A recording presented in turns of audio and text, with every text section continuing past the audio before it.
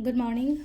Ngasigi runes ki reading happy minutes ko hadi runes ki reading se nung dagi laiba symbols na hadi ngasigi oina hadi kari message lege habado ko koina hadi tarot card ta yengba dumaina same nung da so ko admaina gumba yengba yai ko ado ahambada hadi group 1 and group 2 haina khaido se ko hadi number 1 se consider natraga number 2 se consider habado ko adugi matungina hadi ko 1 gi symbol na kari message porake 2 gi symbol na kari message porake habado adu habata yengminara se ko do sidagi ko sidagi dum brand kono symbol ani kha akoina lawtho e ko hadi symbol number 1 ko symbol number 1 se da lere ko group 1 ko group 2 na se da lere ko group 1 gi na sigi symbol se lere aduga group 2 gi sina sigi symbol n manba nga arrow manba maga lere ko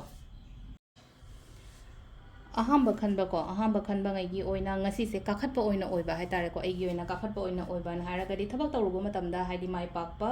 khotpa haidi mayam gi damak ta su khallaga su thabak to ko haidi wakhan je leina ko haidi isai thanda yamna selfish oina tawbai mahutta hai tare ko mi gi damak ta thabak to biba su kai ba kemta leite mi gi damak ta hara gadi haidi ai gi kemta yengdana mingonda tawru su hai banta haidi mayam gi damak ta haidi thabak ama tawwa hara gadi pesa sa piba khotpa do adu khatang na keno tawba na tena ko aina mi gi damak ta advice am pibi bani khangde lamjing bi bani khangde adumai taro ko lamjing ba simple oina harba to ko hadi leader oina hadi mathau to biba daina gumba phai ko yam thina pot sing se hai tar ko balance to roga chatpa ngam gani ko aduga hadi mai pa o kholo haina su pi ko ahamba gi lai ba ka se ko hadi ka khatpa chakhatpa adumai taro ko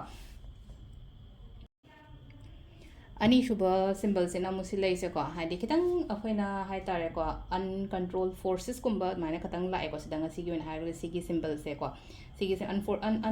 uncontrolled forces and hai ragadi kamaina no hai kan change hai asine ko change se yam ka hai na hadi positive rom da na tabanga sigi wen section bi oduna yaring thabai kang to matam da